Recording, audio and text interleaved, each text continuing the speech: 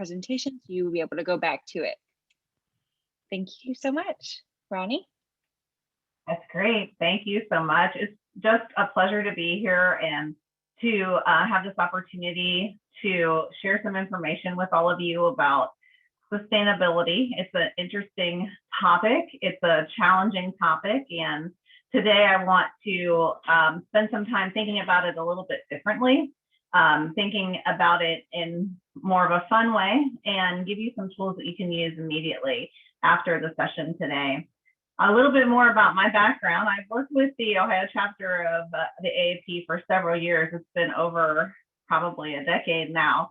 I used to work at Cincinnati Children's Hospital, so I have a great background in PEDS, and I learned a lot of my improvement science techniques from there, and then have evolved them and developed them as I've moved on to other roles.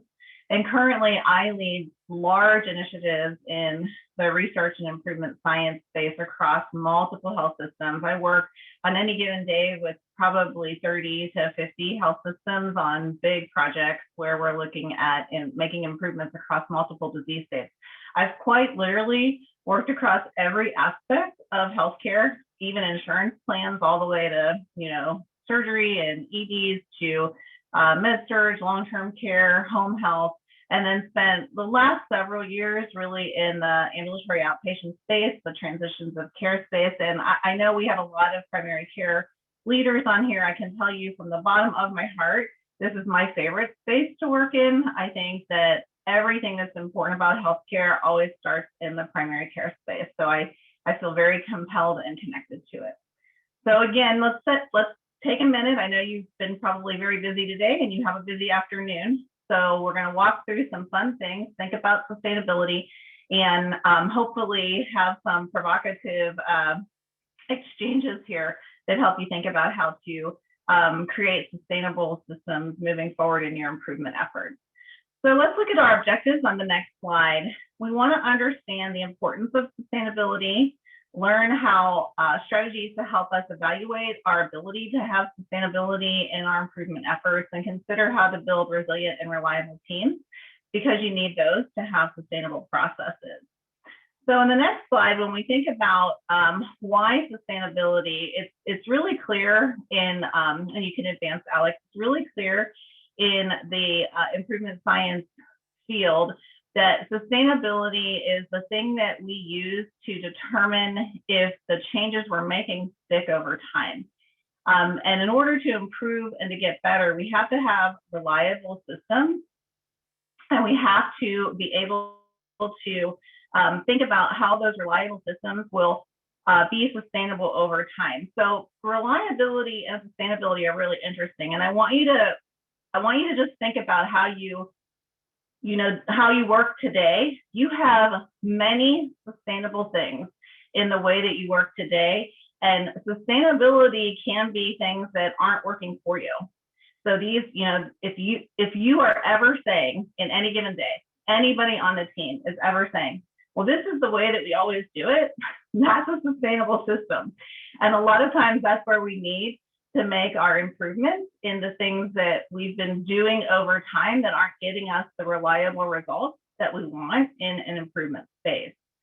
So when we think about breaking through the standard status quo of sustainable things that aren't working for us, I want to shake it up a little bit and help you to think about the culture of that. What does it take beyond just understanding data to really create an opportunity to be a resilient, reliable group of people who feels responsible for creating sustainable change that gets you the outcomes that you're looking for? I've done this work with tens of thousands of people. I've been doing it for a very long time. And the things I'm about to share with you are the things that I know work quickly. I have seen motivate teams. I have people ask me for some of the tools I'm sharing with you consistently. I get requests monthly for certain tools I'll share with you today. So I'm bringing you practical things that can really help you look at how you're performing today in a very condensed, challenged environment, and think about how to change quickly in a way that feels cohesive and collaborative among your team. But to do it, we're going to have to get really honest with ourselves and think about how we are performing today. So let's look at the next slide.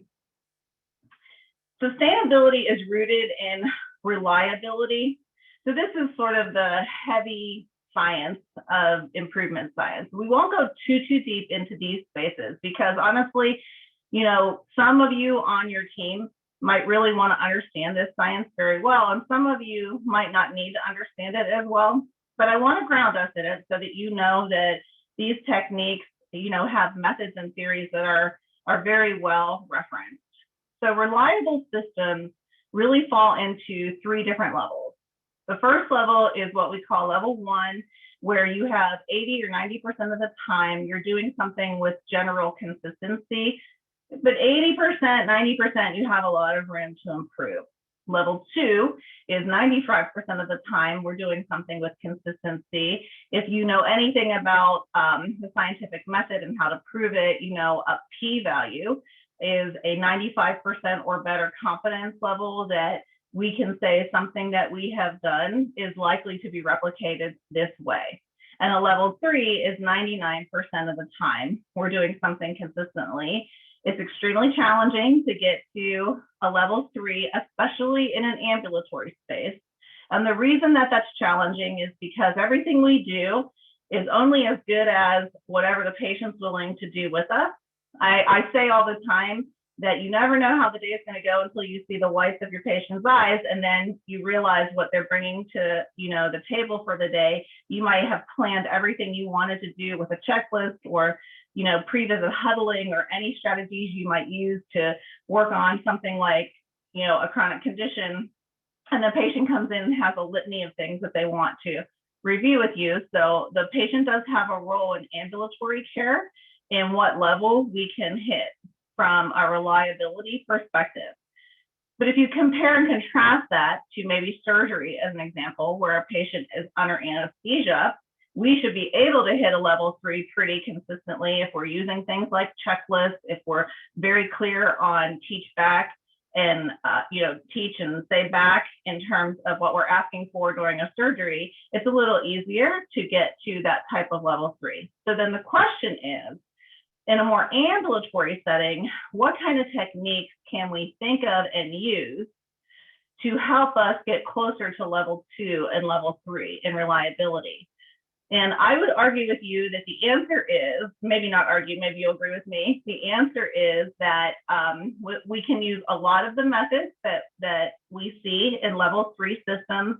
Checklists are a big part of level 3. Standardized processes are a big way to get to level 3. We can use those and they can be very helpful. If we really want to advance to a level 3 in an ambulatory space, what we want to be able to do is think about how we are working together collaboratively. And this is really about how we talk to each other, treat each other, and engage our patients. So we're going to spend a little bit of time in both of these spaces to try to think about how we can get ourselves to level 2, level 3 on things that are important to us in an ambulatory space. Now, you might be curious to ask yourself, well, in an ambulatory setting, what level of reliability do we generally see? And it's usually between like 65 and 75%. Level 1 is even sometimes challenging to get to an ambulatory. And part of the reason for that is, and I don't need to tell you guys this, you know it, you have very busy condensed schedules. There's not a lot of time to step back and think about how you rework and redo things. And of course, your patients, you know, come with an agenda that you have to address. So there's a lot out of your control for sure. But I'll go back to the statement I made a few moments ago. You probably are doing things at a level 3 now that aren't working for you. Again, your telltale sign that you have sustainable systems that aren't getting in your way is we've always done it that way. So make no mistake, that is a sustainable system that probably is not getting you a great outcome. And those are the kinds of things that we want to try to break through and change, so that instead of saying we always have done it this way or this is just the way we do it, we say we do it this way because we're looking to do something better. That's kind of how we want to change our thinking. Let's go on to the next slide here and ask ourselves the question, what really is sustainability? So I just told you that reliability is a portion of sustainability. So we need reliable systems, and those are the systems that we want to sustain over time. But what is sustainability? Webster says it's the ability to maintain something over time. Pretty simple. It's your ability to maintain something over time. So the question is, and that's on our next slide, can we rely on all sustainable things to be good? And I think that I've argued with you here, I keep saying that, but I've suggested to you here that no, we have plenty of sustainable things that don't work for us. For example, right now I'm sustaining a pretty poor diet, and I need to think about how I'm going to change that up, because if I don't do it soon, I'm going to be upset. But I only have myself to blame because I'm the one sustaining my poor diet over time. So notice what I'm doing here. I'm putting some accountability on myself for something personal, and I'm doing that on purpose. We advance these slides, we're going to really think about accountability, responsibility, how we change the way we think and how we understand how we think and how it interacts with how we're working within our team members to be able to break through and create more reliable and sustainable opportunities. So on the next slide, I asked the question here, why is it so hard for us to get to where we want to be? I mean, when you really think about it, and I hope that you are with me, because I've done this work for a long time, and every time I get asked to do something on sustainability, I always go back to this simple sort of question: why is this so hard? Why is it so hard to do improvement? Why is it so hard? Especially when we have a lot of sustainable systems that aren't working for us. So why is it easier to sustain something over time that isn't great, and harder to try to build something that could be better? What is behind that? And I have a theory. So on the next slide, I'll share with you kind of what I've learned from working with teams over time. I say that in this slide that words matter, and I want you to really just think about this for a moment. In healthcare, we like to use the word accountability all the time. We have to be accountable for that. Who's accountable for that? And accountability, according to Webster, is an obligation or willingness to accept responsibility. So I've personally learned over time that I think that the disconnect for us in healthcare is that we spend so much time asking who's accountable or what are we accountable for, but we haven't spent enough time saying, before we set accountability, do we agree that we are all responsible for something? Now, I think that word's missing out of our vernacular, and I want to encourage you to interchange these words continuously going forward if you don't already. Responsibility is the quality of trustworthiness and dependability. So you can see that if you don't feel responsible for something, it doesn't matter if somebody holds you accountable. And if you question me on that, let me give you an example of what I mean. You have certainly in your career, in your workplace, even at home, have probably had conversations with people where someone has said, well, that's not my job. That's not my responsibility. You're trying to hold someone accountable for something. You're expecting them to do something that is part of a standard process or a piece of a checklist or the things that you want to put in place that help you create those reliable systems that you need. And when they break, often, if you ask somebody, why didn't this happen? Or the person looks like they're not engaged, it is often because the person doesn't feel responsible.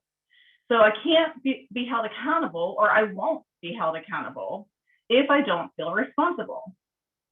So what I want to ask you to think about at this moment is that when you're thinking about your change efforts, you're thinking about the things that you want to prioritize, whoever the leader is of the thing that you're going to prioritize. It might be the physician leader, it might be an administrative leader, it might be a nurse leader, it might be an MA leader. It depends on what the initiative is. Whoever the leader is, if you're looking at the initiative and saying, we're stalled, we're not getting there, I don't know what to do, we don't have momentum, I want you to start right here and ask yourself the question, are the people you're engaging in the initiative feeling responsible? Don't worry so much about making them feel accountable or even holding them accountable. Start with, do they feel responsible? Now I'm going to take this a step further. We want our patients to feel responsible for their own healthcare. If I've heard it once, I've heard it a million times, and some of you have probably thought it today, just in the patients you've treated so far. If they would just do what I ask them to do, if they would just follow their rules, if they would just be compliant. You know, I hear this every day from providers. But again, we can't hold patients accountable for something if they don't feel responsible for that thing. And we ourselves probably can look at any of our patients at any given time and say, you know, that patient should do something. And we could, if we're really honest, we probably have been a non-compliant patient ourselves. We'll talk about that a little bit more throughout the slides. But I just really want to encourage you to bring the word responsibility into your conversations when you're thinking about why accountability isn't happening.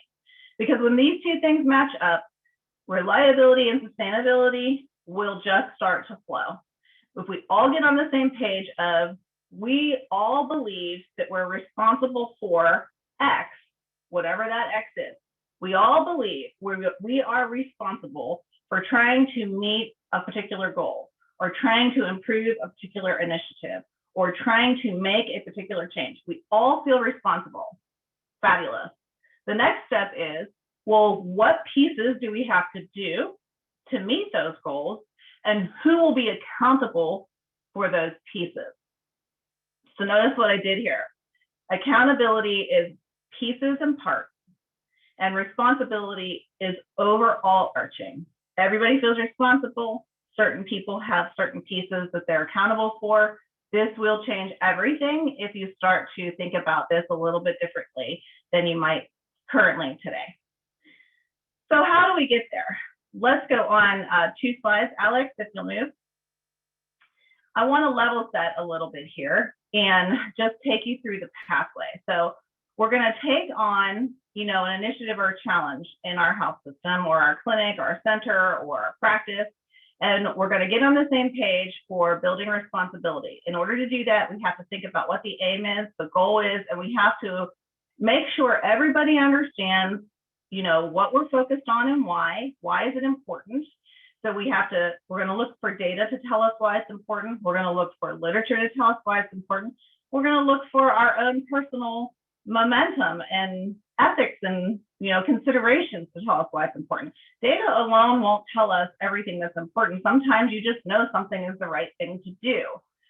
But sometimes people will think, well, that might be the right thing to do. I want to do it one way and somebody else wants to do it another way. This is why when we get on the same page with responsibility, and then we start to break out the pieces and the parts, we start to sift out any differences of opinions on how we get there, and we start to get on the same page and build the accountability that we want. When we think about holding ourselves accountable, and we think about how we're going to sustain it over time, we can follow some simple rules that help us get there. And these are some of the fun things that I've learned over time. I'm going to break them down into really simple things you can do that can create this level setting that get you moving. So in order to understand that, we'll go to the next slide. As I said to you before, you can stay here, Alex. You're probably doing things that you're sustaining that you wish you weren't. And Edward Deming is the father of improvement science. If you have never read anything about Deming or you don't know anything about Deming, he's largely known for creating the Toyota way of doing, you know, creating consistent, reliable, very safe cars. He worked here in the United States for years. He went over to Japan. He brought his methods there for improvement science. And then we started to largely adopt them in the US. And probably in the last 25 years or so, the healthcare system has adopted them. And when we look at Deming's work, a lot of times in healthcare, we focus it almost solely on run charts and data, which are absolutely important. They're critical. A piece of his work, though, that we don't spend as much time on is this famous quote that he is known for, where he says, "A system will yield exactly what it is intended to yield." So something that Deming always said is 1/4 of every change effort is the psychology of change. He was very big on helping you understand why different people with different perspectives might fall short of participating in a change effort the way you'd like them to, because of something in their own personal belief system. So when we're trying to create this type of culture change and getting on the same page, we need to think of strategies that help us kind of get there. So the formula for that on the next slide is really looking at culture change strategies. Go to the next slide, Alex. Culture change strategies plus improvement science techniques. So culture change strategies are, how do we build responsibility and accountability among our team? Improvement science techniques are, how do we measure those things, test those things, and continue to evolve. And when we do them well together, we create reliable, resilient teams that can sustain the change we're looking for and can pivot quickly when we need to adapt and change further. So again, it's the culture change piece and the improvement science piece. I would tell you, largely in healthcare, we're getting better and better at the improvement science pieces. Everybody wants to talk about data, but we haven't caught up with those culture change strategies as much as I think we need to do. And this is why we still see gaps in care. So I think that I'll be able to walk you through a couple quick ways to create that kind of culture change that's needed while you're thinking about how to evaluate your data. So let's advance 2 slides to rule number 1. Alex? So rule number 1, I want to change everything you think about data today. Rule number 1 is information is not transformation. If you don't believe me, let me challenge that a little bit. So everybody in healthcare wants data. We ask for it all the time. I've worked with physicians and administrators who just say constantly, what's the data say? What's the data say? And then, I can provide the data back. You can provide the data back. But the one question I always follow up with, and what are you going to do about that? If I give you this information, what are you going to do about that? Because there have been multiple times in my work in this space where I have seen someone just, hammer on wanting data, and then you still don't see the momentum. So the number one thing I want you to understand is that no matter how much data you have, it requires you taking action on that data in order to get the results. And if you spend too much time trying to analyze it to perfection, you will just stop yourself from momentum. So a good example here is if you think about medical literature, you may have heard this comment that medical literature can be 17 years old before we adopt it. I could probably pull the last 12 months of the New England Journal of Medicine. There are probably a gazillion brilliant pieces of data points in all of those annuals if I pulled them. And I bet you that more than 75% of them are not being adopted today. It takes a long time. The data is there. It tells a story. It presents an opportunity, but we don't grab it. We get so focused on data that we don't think about it. So one thing I want to kind of help you think about on the next slide is how to make data useful for you. And the way that you can do that is through system level thinking. This is one of the most profound ways to build responsibility and accountability using data. So when you look at a piece of data, a provider might look at a run chart that tells him or her how they are performing across the system. And a medical assistant might look at that same run chart and try to interpret that information as, well, what's it mean for me? What's it mean for us? What's it mean for our patient? You can take one set of data that you have and break it down into macro, meso, and micro levels, or you can think of it as, large measures, medium measures, small measures. So when you're looking at data and you're thinking, where do we start? You break it down into the pieces and parts that you can start to hold people accountable for. Large measures are, what are the things that we want to be concerned about across the system at large? So if we're going to make a change effort, if we're going to improve something, what do we need to be concerned about for the system at large?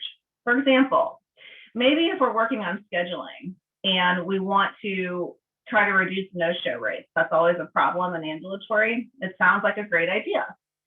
At the large level, it could be that you have to expend a little more resources. So maybe you have to use some more FTEs to do things like sending reminder calls, etc. So you might be increasing a cost in one place to improve something in another place.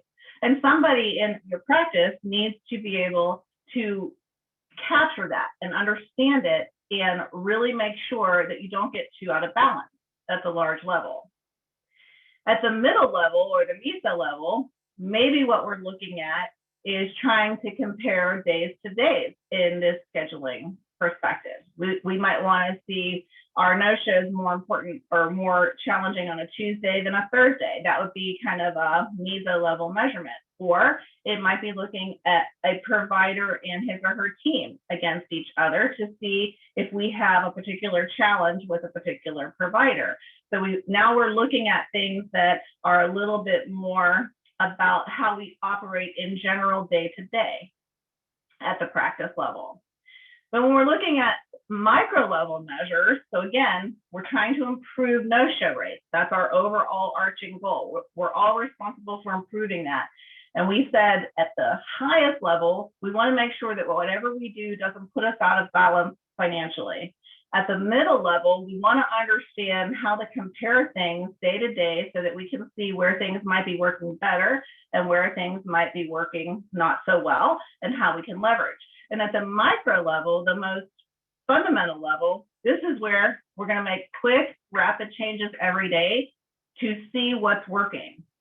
So we have a good sense of what we're going to use for countermeasures at the macro level. We have a good sense of where we have things that are working well and things that might not be working as well. And we're going to start testing at the most basic level the things we want to improve and change. If you can apply this kind of thinking to data when you're getting stuck, it will help you get momentum and it helps you build responsibility. It helps you build accountability, and it helps put accountability on the right people for the right things so that everybody knows the role they're playing in making the improvement over time. So on the next slide, I want to talk about this idea of why data isn't always our friend.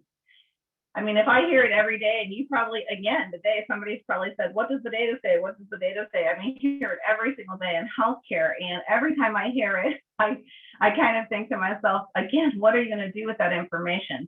Something that I've encountered a lot in my career is that when people don't know how to get momentum and to start building, you know, their improvement efforts, they tend to gnaw on data. So I call this red meat.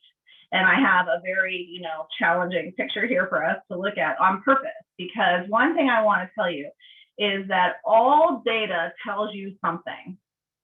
So if the data you're looking at isn't going to help you with the improvement effort you set, then before you discount it, before you try to make it perfect, before you gnaw at it and let it stop you from moving forward, I want to encourage you to ask yourself, what does this data tell me? And it is probably answering a question you don't even know you need to ask. So let's look at no-show rates as an example. If I gave you a, you know, no-show rate run chart and you looked at me and said, Ronnie, this is not right. I know that my no-show rates cannot be this bad. Something's wrong here, etc. And we might go back and forth a little bit. And I might try to explain to you what the inclusion/exclusion criteria is. And you might say, no, I want to prove that to me. I need to know where that came from, etc. Okay, if I step back at that moment, instead of trying to prove to you that the data I have is exactly right, what I might want to do is say to you, all right, let's investigate what you think is missing from that data.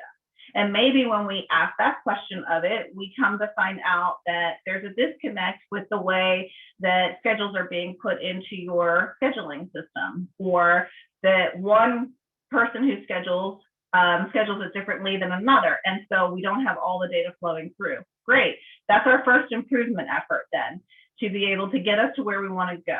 Because you could tell me that the data I showed you wasn't right and your no-show rate is not as low as the initial data that I showed you. But what I certainly am telling you is that you could probably improve your no-show rate. And that I think everybody would agree with most of the time.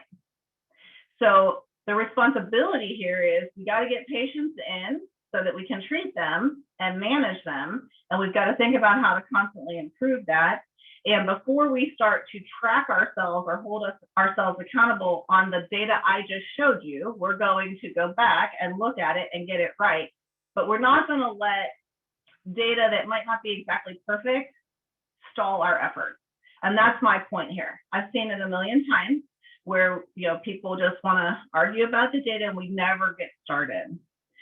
So this is sort of summed up into the next slide, which is another quote that's very popular in improvement science. And the quote is, to do things differently, we must see things differently. And when we see things differently that we haven't noticed before, we can ask questions that we didn't know to ask. So rule number one, don't argue about the data as it is. If the data doesn't feel right, ask yourself, what is it telling you? And what do you need to do to get it where you need it to be to measure what it is you want to change? Rule number one. Within that rule, you want to be able to break that data down into macro, meso, micro levels, big measures, middle measures, small measures, so that you can start to break it into the pieces and parts that help people feel accountable for what it is you're tracking to change. All right, let's look at rule number two.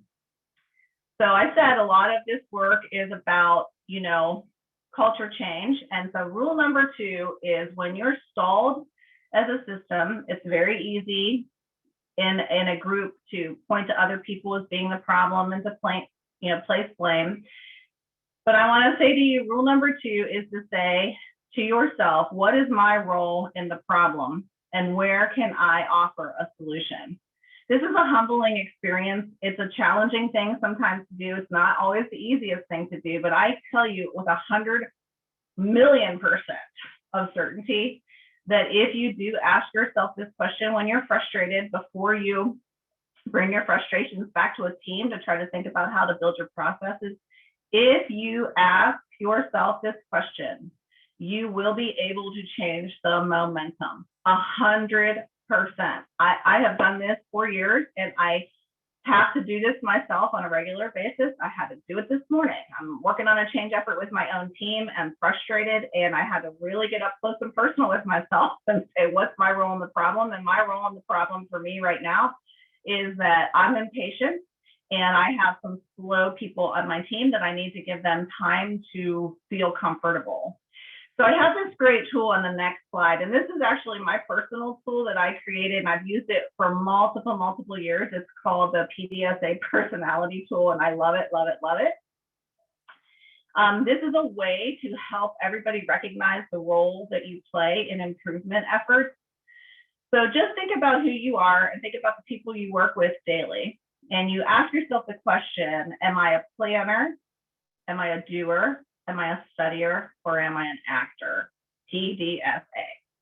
So we know PDSAs are what we use in improvement science to make quick changes, but when we map ourselves up to the role we play in PDSAs, it really helps us understand how to work with each other better. And if we have gaps on the team, it helps us understand where we need to flex. So planners are people who they want to understand the big idea and they want to know exactly who's doing what. They're very good at keeping timelines. They don't necessarily even have to participate in a change effort. They can, but they're really like, what are we doing? Who's doing what? Very organized. Doers are people who say to you, I just want to know what's on my list. What do you want me to do? If someone is saying to you regularly, what do you want me to do? What do you want me to do? That's a doer. They just love their list. And when they can mark that list off at the end of the day, they feel so accomplished. And sometimes they, need to know what's going on at the big level. And sometimes they don't. Sometimes they just need to execute. A studier is someone who's extremely apprehensive. And so they want to know that they feel very comfortable. Like they ask questions, why are we doing this? What are we doing again? Where is the data for that? What kind of literature supports what we're doing? They're usually very cautious and very apprehensive. And an actor is someone who isn't very detail oriented and they're just like, go, go, go. Why aren't we moving? Why aren't we moving? They can create a lot of energy in a team. If we were doing this training in person, I would take all of you and put you in corners and have you self-select who's a planner, who's a doer, who's a studier, who's an actor. I do it all the time, and I never know how it's going to fall out because I don't know many of you personally. But I would be able to tell you how you would work as a team. So if we had too many planners, I would be able to say to you, okay, we have so many planners here. That means that we're just spending all of our time putting plans in place, but we're not getting any momentum. Or if we have a lot of doers and we're not getting enough plans, then they don't know what to do because we don't have enough planners, then they're stuck because they're waiting to get some direction on what to do. If we have a lot of studiers, then I can say, we have a lot of apprehension on this team, and we need to make our studiers feel comfortable with the improvements we're trying to make. And studiers have an apprehension to fail. They don't like to fail because they feel like failure is a huge risk. So we want studiers to feel comfortable with the rapid cycle testing that we do, and there are techniques you can do to help them. And with our actors, I can either have actors lean in to be able to take some of these bits and pieces if we don't have enough, or I can tell the actors, as soon as we have a signal that we're doing something well, run with it and go. Keep it going, keep the momentum. So I'm an actor by nature, but I've learned how to flex into all of these roles, and I've learned how to diagnose them pretty quickly. I told you earlier, I'm working with my team, and I'm very impatient because I'm an actor. So, and I don't have a lot, I have planners and studiers, and I don't have a lot of doers on my team. So this is where I'm having to bring my planners and studiers a little closer to middle so that we can all start working the checklist. And nobody's working the checklist because I'm out here saying we need to keep moving, and they're back here saying, what do we, wait a minute, wait, what? So I need to bridge that gap and bring them into the doing. That's my role in the problem, is I haven't done that and I need to do it. So that's what I'm going to do next. One thing I like to do with studiers, for those of you who work with studiers, I can tell you, when I work with physicians and medical assistants or nurses and I do this, it's so much fun to watch the support staff tell a physician, oh no, this is who you are. I've seen multiple times when the support staff moves the physician into one of the corners. It's really a lot of fun actually to do it in person. But one of the things I think physicians, by nature, can sometimes often be studiers. You've studied a lot, spent a lot of time in school. You have to be very, thoughtful about your ruling in, ruling out something, etc. One of the things I've learned with studiers that can be really helpful if you're getting stuck in that space is to just say, what are you concerned about? What are you afraid about? Or why do you think this would be a bad idea? If you can let a studier kind of process through everything they're worried about and then give them confidence that we could recover from that if we made that mistake, or, oh, I'm so glad you put that forward, I didn't think about it in those terms, then usually you can bring studiers to the fold pretty quickly. So that's a technique that I use pretty regularly, and I live with a studier, so I have to do it all the time, constantly. I want to move this piece of furniture, and instead of saying, can we move a piece of furniture, I will say to my husband, tell me why I shouldn't move that piece of furniture. And then he has to process through all the things, like, will it fit?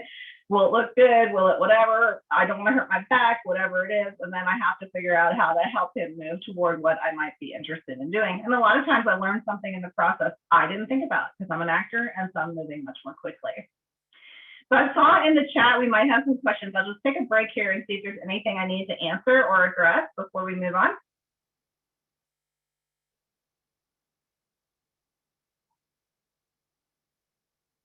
Nope, okay, sounds good. Let's go on to rule number 3.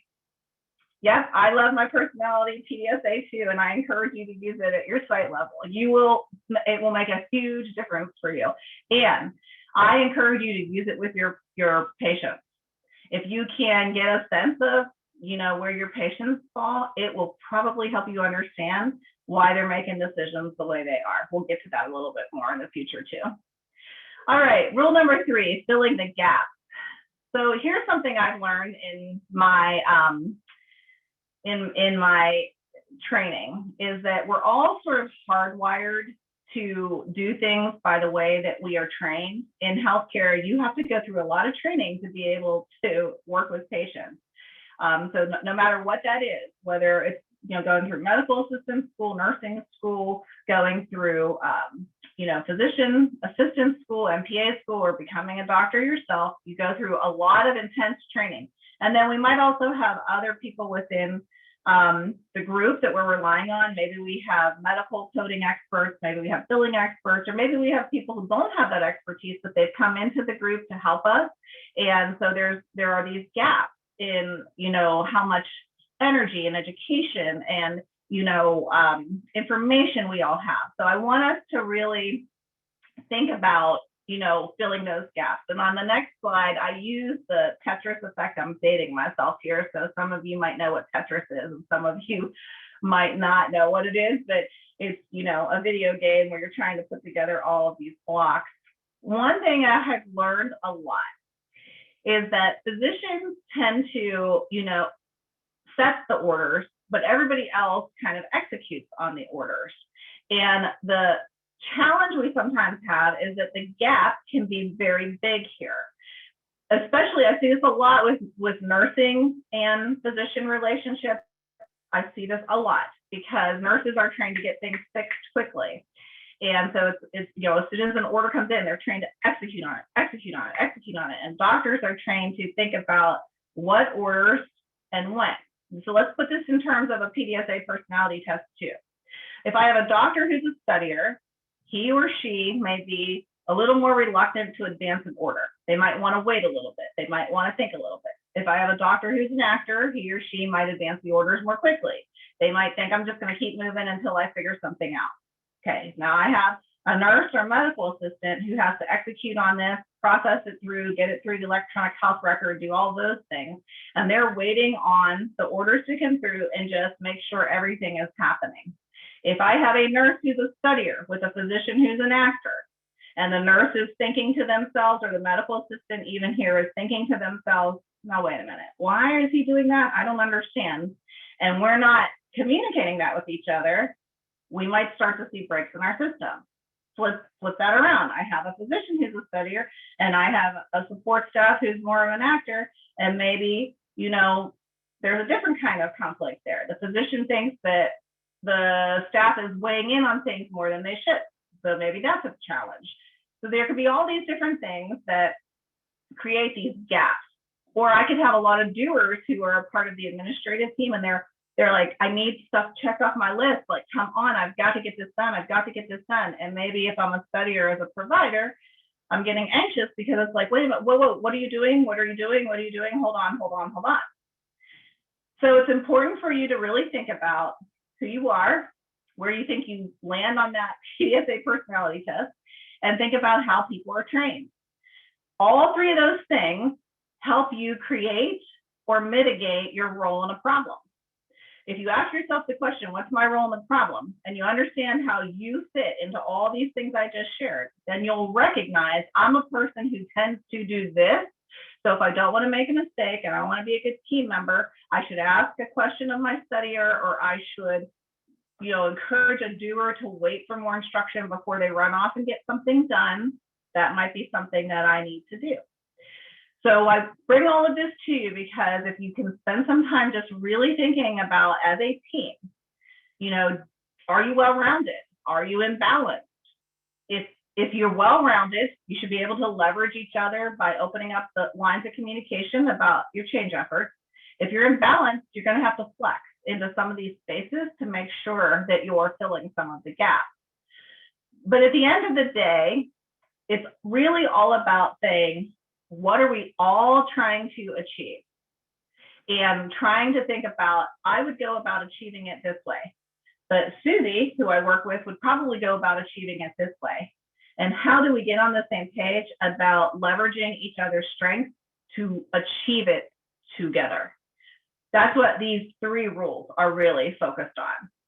And then when we get into rule number 4, this is how we start to apply true improvement science. So when we understand how we're contributing, you know, from a culture perspective to our change efforts, and we feel like we can create that momentum and collaboration we need, then rule number 4 says, now we can apply true improvement science and theory. And this is where we say failure is fabulous.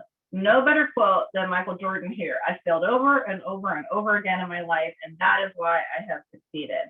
And the only way to do a to fail fast is to really use a PDSA cycle. So on the next slide, I have the typical PDSA cycle here. I'm sure many of you have heard it over and over again, but here is what I like to say about PDSA cycles. The common language is to run a cycle and to say, do you adapt it, adopt it, or abandon it, the A's.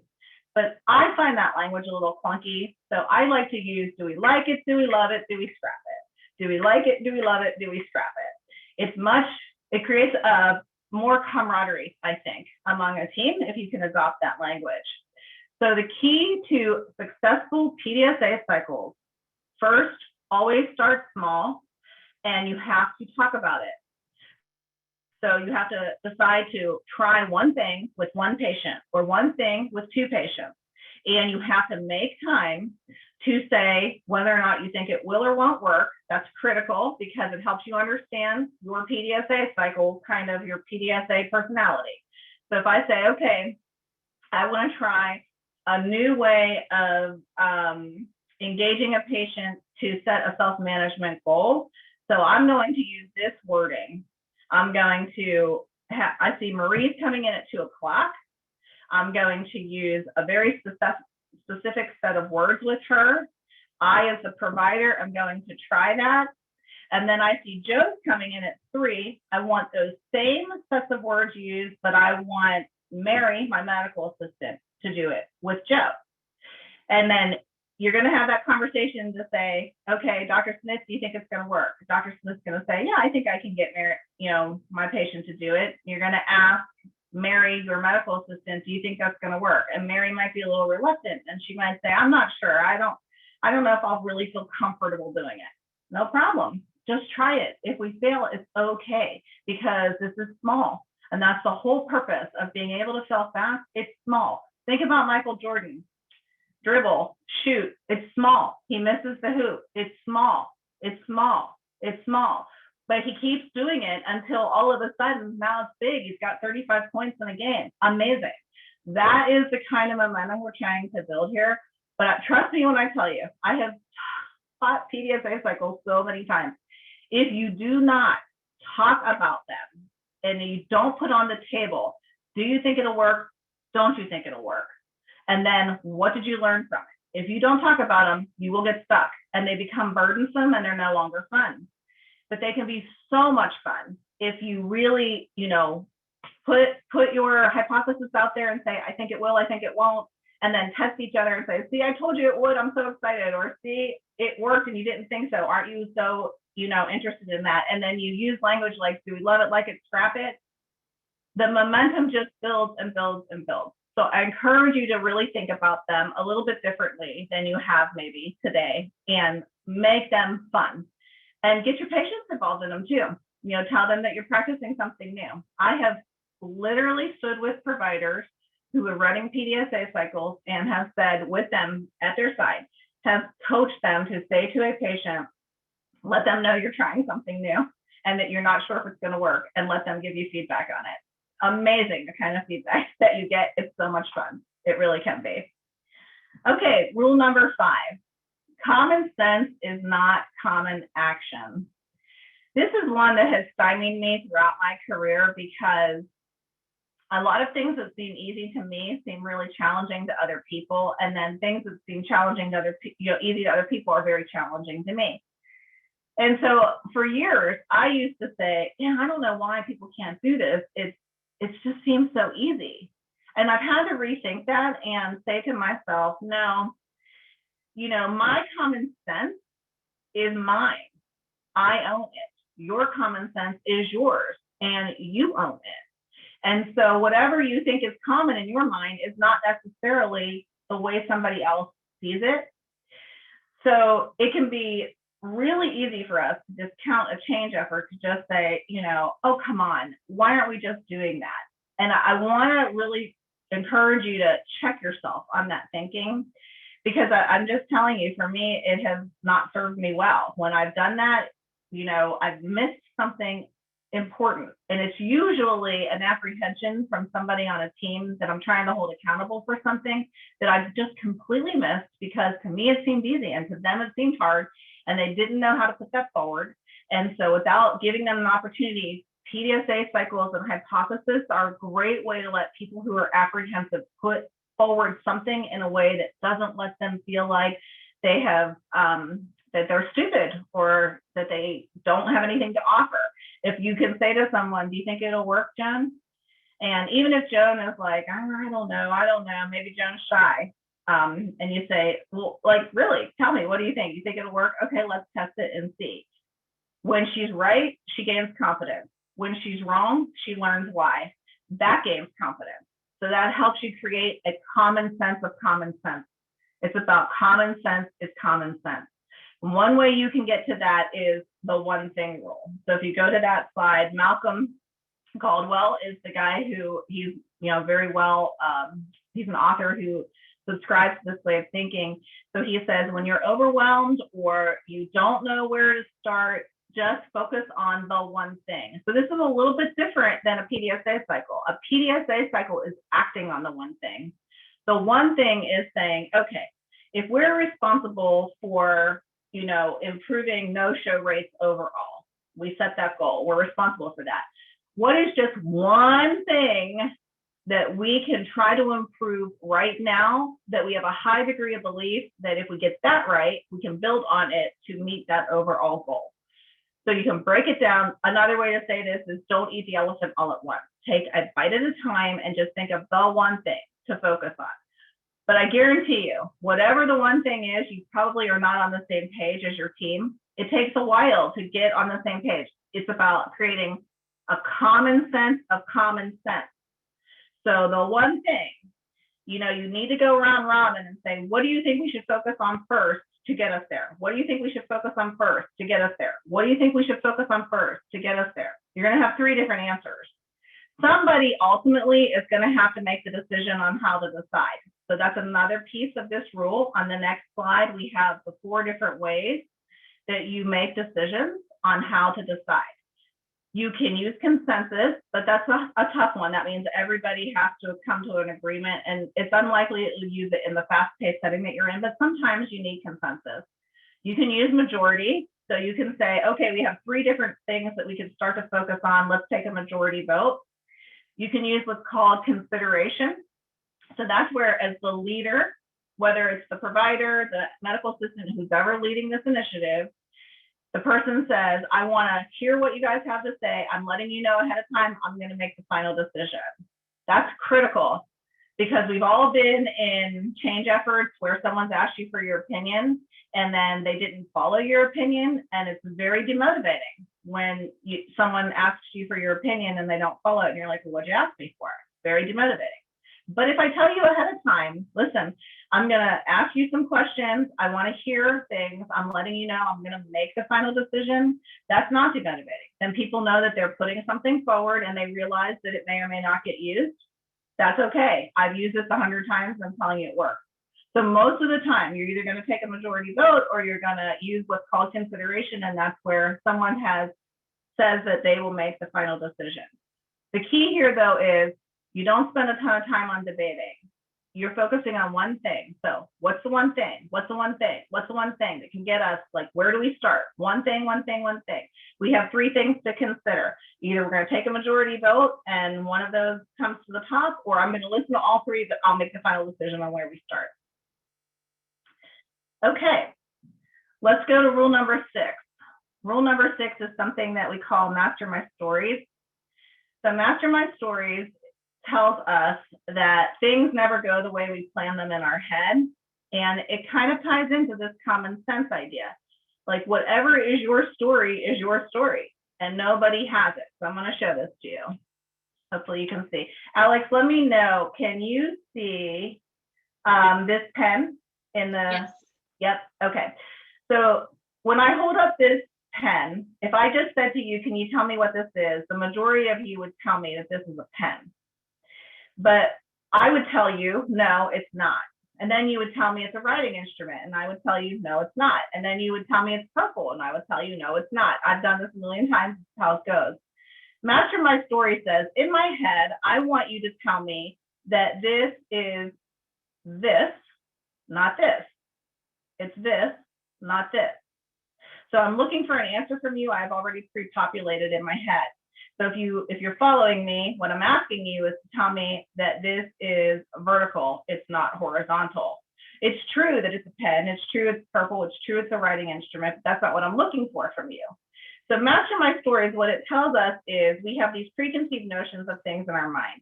And when we have them and we're expecting people to engage and change, but we're not clear about what we want, then we think that they can read our mind, we're gonna miss it.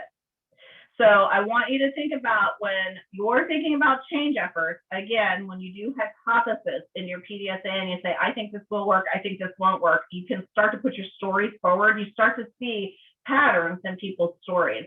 Something I do a lot with my staff is when they want to bring me a piece of information, I'll say, is that going to make me cry? And it's kind of funny. I mean, I don't cry at work, or, you know, maybe I do sometimes, but it's like a trigger word for us, because Master My Stories, when I say that, for me is I'll start to get very anxious if I think something's going to be unsurmountable. Like if it's going to take so much effort, it can make me feel very anxious. So the trigger for us is to say, is this going to make me cry? And then if they say, well, it could, then I know that I'm heading into a very big problem, and I get myself kind of geared up. So it really helps me. But until I learned that technique,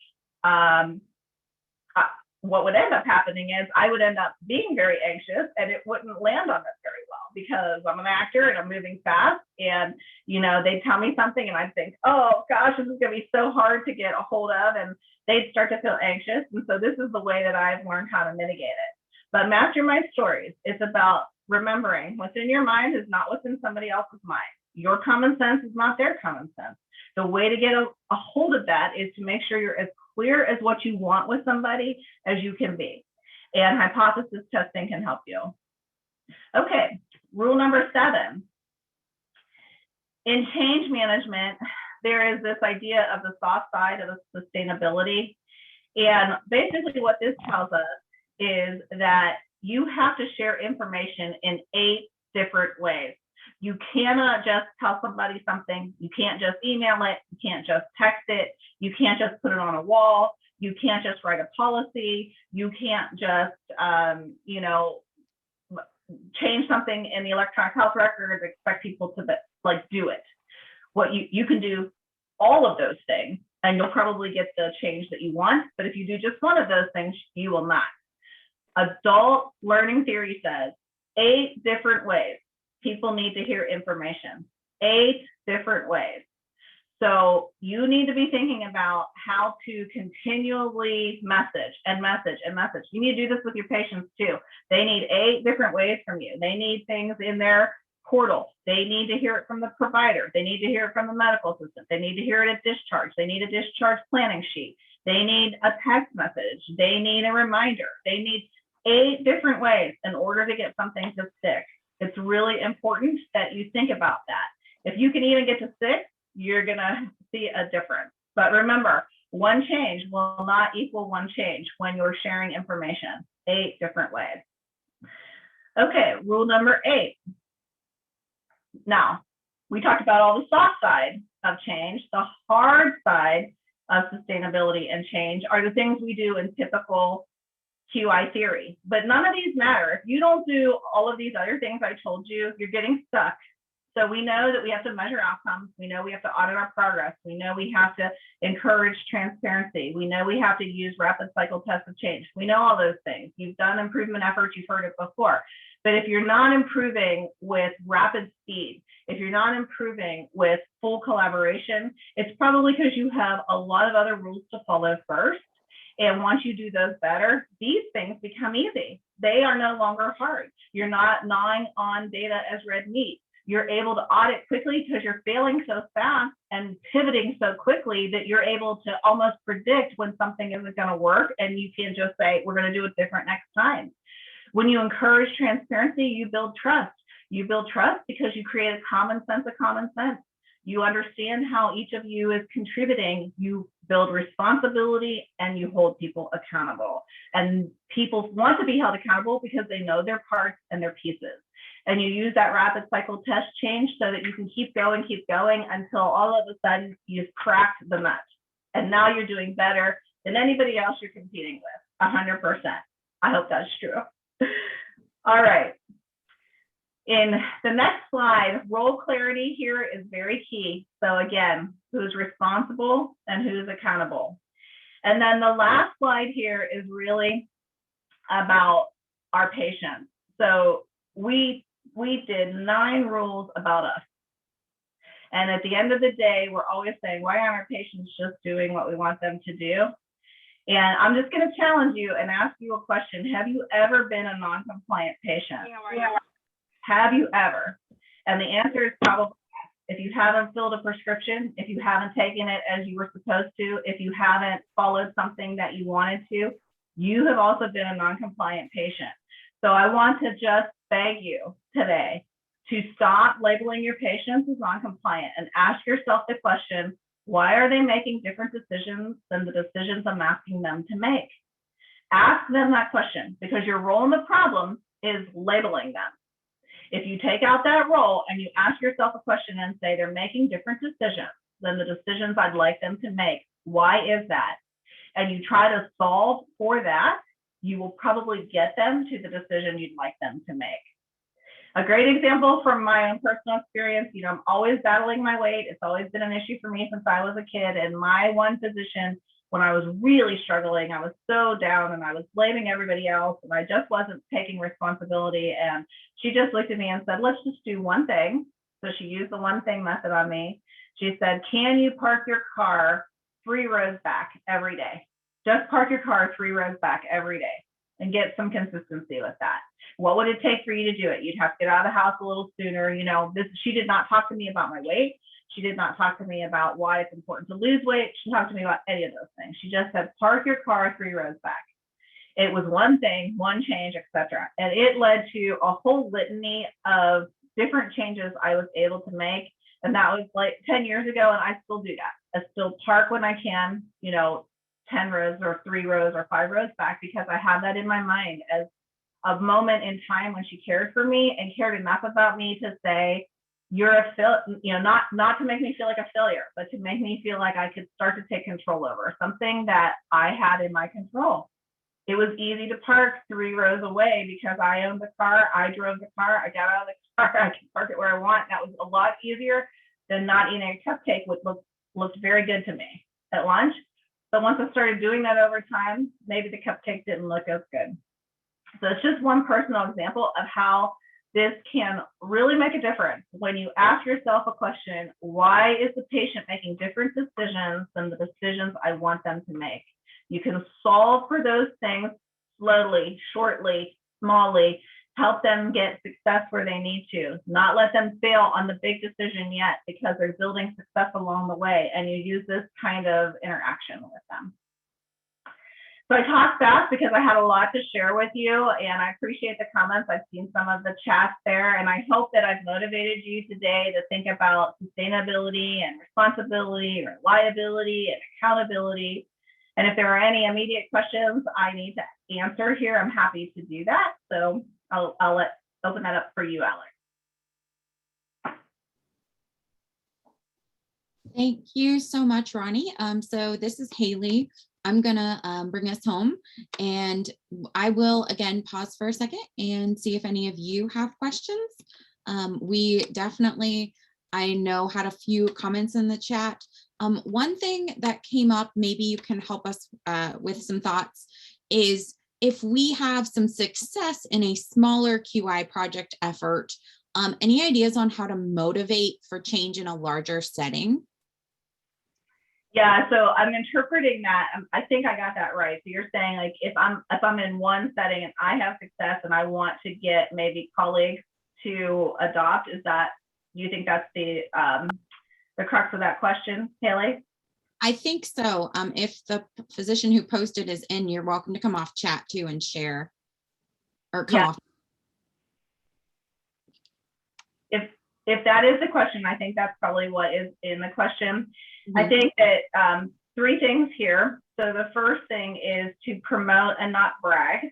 That's number 1. So be able to promote, and to promote with data, because physicians always want to know that your data is valid and that it's meaningful. So to be able to say, we took on this effort, The way to promote with data is to start with how poor you were and how good you got. So it's, this idea of being humble to say we took this on because we knew we had a problem and we knew we could do better. Those words matter. And here's where we got to. Now let me tell you why. I think for me personally, I also like to say, here are the things we failed at. We tried this, and we failed. And we recovered and we pivoted, and here's where we moved. Because I think that whoever you're probably trying to influence maybe hasn't spent the kind of time you just did in this hour thinking about why failure can be something to promote in a way that creates motivation instead of just, shows ugly warts.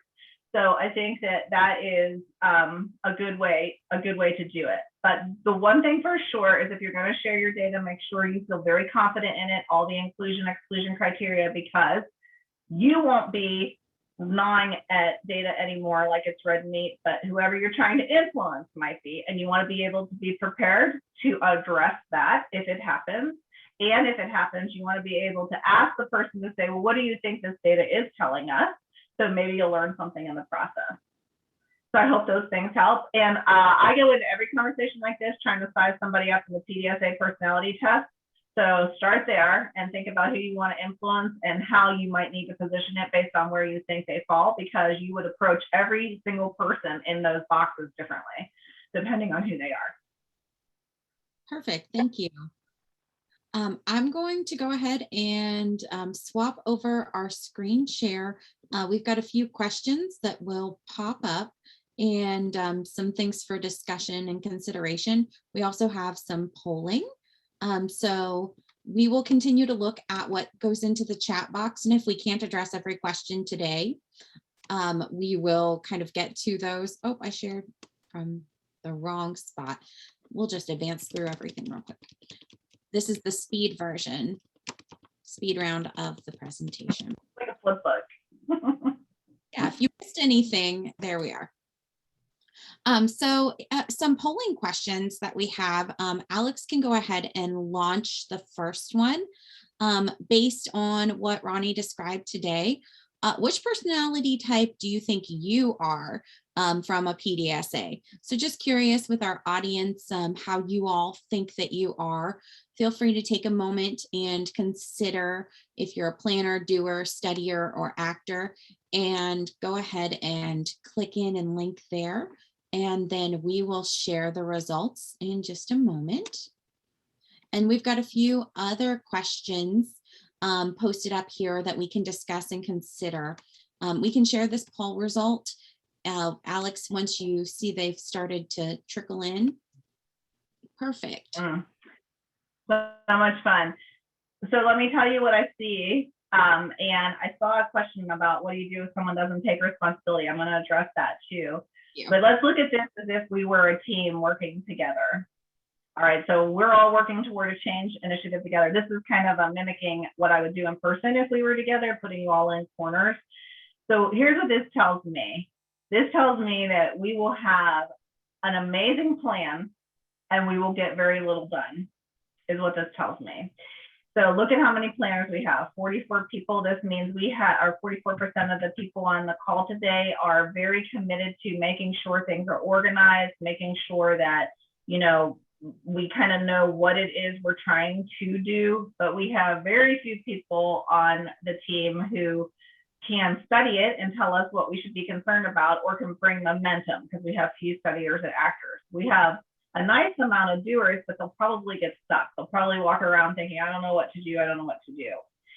Actors can often flex into doers or studiers, and studiers can sometimes flex into actors when they feel confident. Studiers are not usually great at the doing part of it. They can be.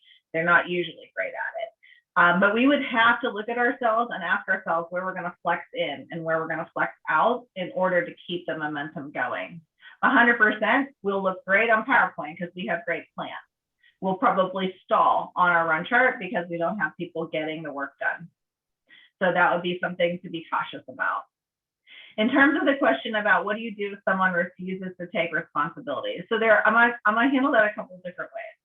I mean, if you have an employment issue, you need to address it. If someone just, is completely not, being insubordinate in some way, then you're going to have to address that from an HR perspective. But let's assume that's not the case. And let's assume that it's a bigger disconnect. I think a couple things here. Number one, the person might have such a lack of confidence and might be so worried about failing that it's coming across as an aggression for not being willing to be responsible. But really, if that person is a studier, especially, they probably have so much apprehension they can't see the same vision that you see. That could be one.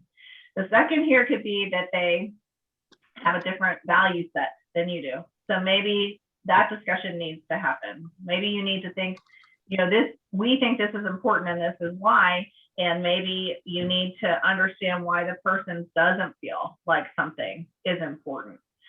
So I think that that's something that you need to understand. Now, if you have value set conversations, you could find yourself coming to an impasse in the road here. I mean, it could be that someone just cannot get on board with something, and then you may have to make a decision about that. But I would say that before you make a decision in your mind that they're just unwilling, try to understand what unwilling means to them and why, and then it can help you determine which way you need to go. If the person's afraid of failing, looking stupid, seeming dumb, and please understand this. People who are aggressive, who look like they're confident and they speak up, they can be have some of the biggest lack of confidence. I have seen this over and over again. They use, not everybody, but some people who use volume or use aggression in some way to, kind of act like this. Sometimes they're just hiding a big insecurity. So sometimes using the hypothesis on something to say, why do you think this will be a problem? Why do you think this won't work? What do you think is going to happen here? What are you concerned about? Or just saying, what are you afraid about? Mastering My Stories comes from the book Crucial Conversations. It's one of my favorite books. It's changed my whole career and my life. So something that I sometimes do is I'll say, I'm going to use Haley as an example. Haley, when I'm asking you to take responsibility for something and you're coming at me and not doing it, or you're, arguing with me about it, the story in my head is that you just don't believe in this initiative. Look what I'm doing here, if you can see me. I'm touching my head and I'm saying the story in my head is, this is a technique you learn in the book. The reason that I do this is because it doesn't then sound like I'm judging Haley. She's seeing, when I'm having the conversation with her, is like, I've got something in my head that I'm trying to clarify with you. So I want you to see it from my view. Like, I see this from you, and this is where I go in my head. I do this all the time, and I am telling you 100% of the time, you will often have it wrong. And when you have it wrong, the person will correct you right away, and you'll know exactly what the barrier is. It's amazing how much that happens that way. So it's a great way to try it, for sure. Thank you. That's really interesting. Another question, I think, kind of maybe ties into a little bit thinking about personalities. Have you ever used Myers-Briggs in looking at how QI teams meld, or maybe any other personality kind of assessments? Yes, I've looked at the DISC. I've looked at something called the Insight Inventory, which is my personal favorite. And I actually did my doctoral thesis on that one. And I've looked at Myers-Briggs too. So they all tell you interesting and different things, for sure. And if you have the chance to do them with a team, I think that they can really help you. I'll just share my personal experience with the Myers-Briggs as an example. People who like QI work tend to be J's, or they tend to have S's and T's because it's, QI work in theory is very structured, it uses a lot of data. And so those are your studiers, your judgers, in the Myers-Briggs. Me personally, I am an ENFP. I am always, anytime I'm with a group of QI, when I worked at Children's, it was actually kind of interesting. We had 21 quality improvement consultants, and they were all sort of in this quadrant, a nice little thing. And I was way over here. Like, I was out in the, ether. Like, it was just crazy to see it. And I think in general, for me personally, I have been out there. So this is why I bring these kind of techniques to you all, because you know, I've seen my colleagues in improvement science bang their head against the wall, trying to get people to do their PDSAs, trying to get people to make change, doing the same change efforts over and over again. And I've really looked at it from my worldview, which is more in this NFT kind of space, and really tried to say, like, what do I see happen in the dynamics of improvement science that can really help teams break through? So this is why I like the tools that I brought to you today, because I know that they will make a difference, and they can often help you get on the same page about things that you didn't think you could ever get on the same page about before. Perfect. Thank you. So I'm going to ask Alex to go ahead and launch our last poll. And while we're looking at that and everyone's kind of thinking about any final questions, feel free to put them in chat so that we can go ahead and address any other areas you want to cover. But the next poll we have is, what is your preferred decision method? So we heard about kind of 4 options: consensus, majority, consideration, the 10-second debate and collaborate. So everyone just kind of think about, what do you prefer? Where do you seem to default for making decisions? And feel free to share with us. And at the same time, if you have any last questions, there's a few areas you can consider on the screen. Feel free to share comments or questions in chat. And then there was one other question in chat we haven't really touched on. Is it beneficial to talk about the PDSA personality types at the start of a QI project with the team? I'm going to take a stab and say yes, that would be very helpful. And there was a request earlier in the chat. Can we share information on that PDSA personality typing? We will definitely share as much as we can on all of that. So we've got some results for our poll. Looks like more than a third are consensus, and then next is majority. So there's a few kind of ideas at what our audience looks like.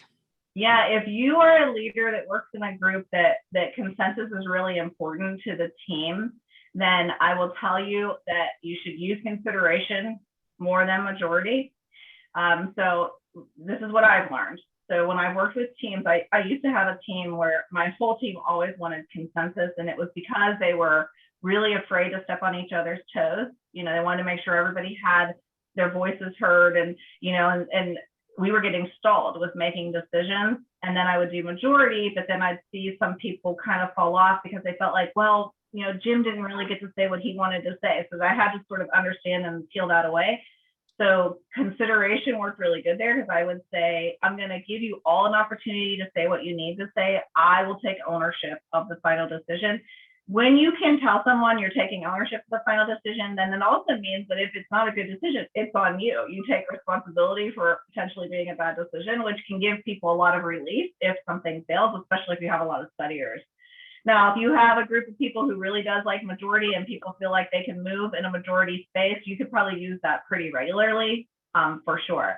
And if you are in a strong sort of debate and collaborate kind of space, you just have to make sure it's 10 seconds. Like, debate is not 50 days, it's not 50 minutes, it's not even 50 seconds, it's 10. And, you know, you get to say, I agree, I don't agree, I agree, I don't agree. It's pretty rapid so that you can keep the momentum. Perfect. Well, thank you so much, Ronnie, for sharing today. Yeah.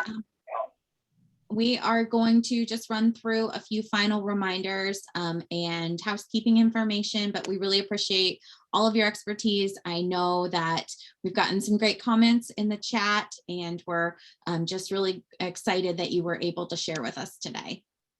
It's been my pleasure, and I know that you're busy and that you're treating patients. So thank you for spending some time with me, because I hope I brought you great value today.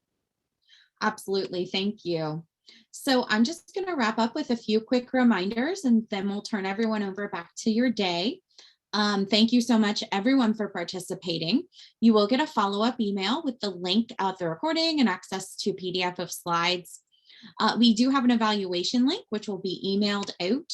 And during that link, you'll have the chance, again, as Alex mentioned earlier, to give information regarding what incentives you would like to receive. We definitely want to help you build some sustainability, perhaps with the projects that you have worked in the past, or with some areas of interest.